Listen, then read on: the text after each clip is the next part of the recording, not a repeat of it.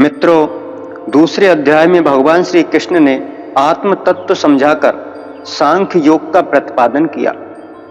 बाद में समस्त बुद्धि रूप कर्म योग के द्वारा परमेश्वर को पाए हुए स्थित प्रज्ञ सिद्ध पुरुष के लक्षण, आचरण और महत्व का प्रतिपादन किया।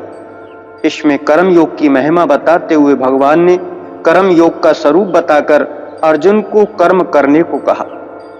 समस्त बुद्धि रूप कर्म योग की अपेक्षा सकाम कर्म का स्थान बहुत नीचा बताया।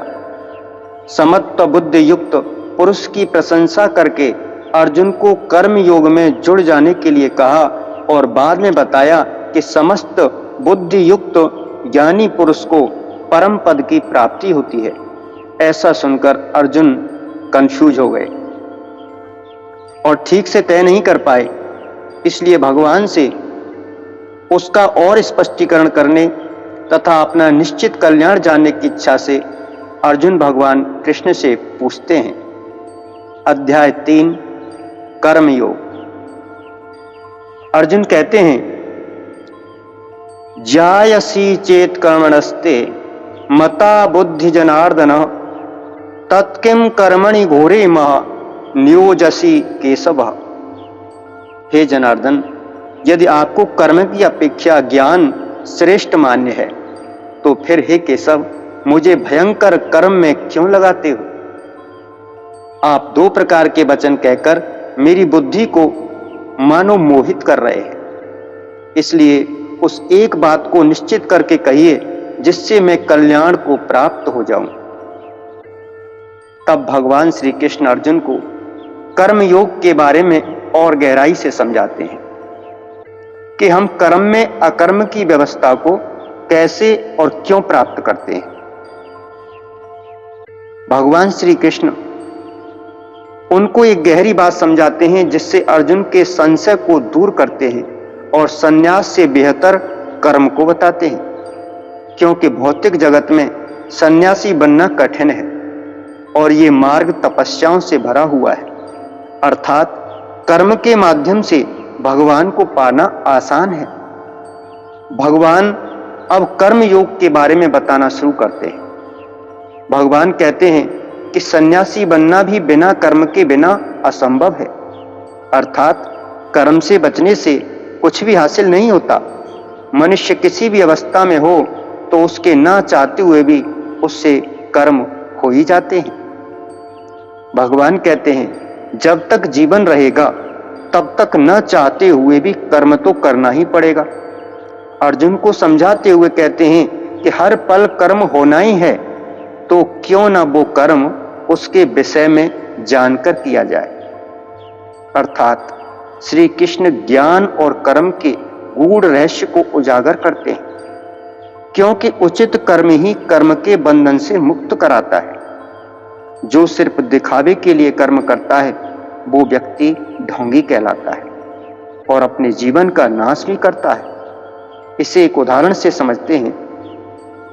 किसी व्यक्ति ने गृहस्थ जीवन का तो त्याग कर दिया और सन्यासी बन गया, लेकिन उसके बाद भी उसके मन में संसार के प्रति भोग की अभिलाषा है, तो भगवान ऐसे व्यक्ति को घोर पापी बताते हैं।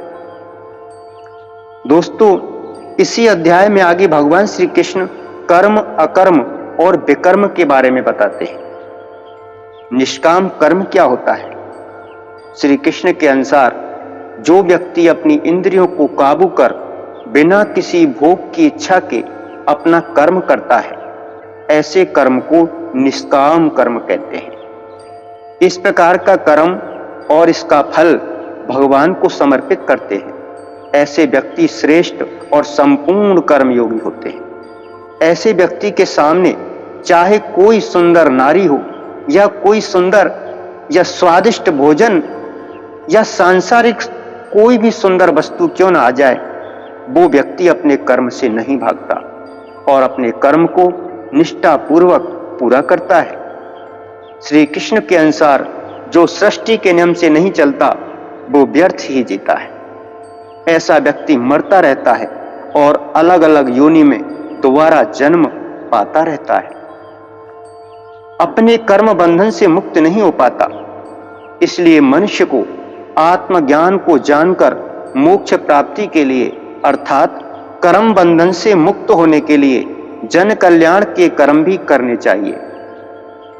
अर्थात पहले अपने ज्ञान से जान लो कि आप जो कर्म कर रहे हैं वो कर्म है, अकर्म है या विकर्म है। मित्रों, अब यहां ये जान लेना जरूरी है कि ये तीनों कर्म, अकर्म और विकर्म क्या है। दोस्तों, ये तो सब जानते हैं कि कामना से प्रेरित होकर ही कर्म मनुष्य करता है, कोई बात नहीं। परंतु कामना को पूर्ण करने के लिए शास्त्रानुसार किया गया कार्य कर्म कहलाता है। और यदि कामना ज्यादा बढ़ जाए और उसे पूरा करने के लिए मनुष्य जब धर्म अधर्म को भूल जाए तो वही कर्म विकर्म की श्रेणी में आता है। और तीसरा है अकर्म, जिसका अर्थ है कि ऐसे लोग जो अपने कर्मों में और उसके फल में आसक्ति नहीं रखते, वे हमेशा संतुष्ट रहते हैं। ऐसे लोग सब कुछ करने के बाद भी वे कुछ नहीं करते, क्योंकि ये कर्म नहीं अकर्म है। इस बात को और स्पष्ट रूप से कहूं तो फलेच्छा, ममता और आसक्ति से रहित होकर केवल दूसरों के हित के लिए किया गया कर्म अकर्म बन जाता है, यानी कि परोपकार। इसलिए हे अर्जुन, तुम हानि, लाभ, हार जीत के बारे में न सोचकर केवल संसार के भले के लिए उन विकर्मियों से युद्ध करो जो तुम्हारे सामने खड़े। तो तुम्हारा कर्म होते हुए भी अकर्म की श्रेणी में आएगा, जिसका तुम्हें कोई पाप नहीं लगेगा। श्री कृष्ण के अनुसार अगर जीवन को अच्छा बनाना चाहते हैं और सही प्रकार से कर्म करना चाहते हैं तो हमें भोगों को त्यागना चाहिए, क्योंकि तभी हम अपने कर्मों द्वारा श्रेष्ठ बन पाएंगे और ऐसी मिसाल बना सकेंगे जिसको दूसरे व्यक्ति भी अपने जीवन में पालन कर सकें। यहां भगवान अर्जुन को स्वयं अपना उदाहरण देते हैं और कहते हैं, हे अर्जुन, तीनों लोकों में ऐसा कुछ भी नहीं जिससे मैं पा न सकूं, लेकिन मैं फिर भी धरती पर हर युग में प्रकट होकर कर्म करता हूं। क्यों? कि जो मनुष्य है वो मेरा ही रूप है।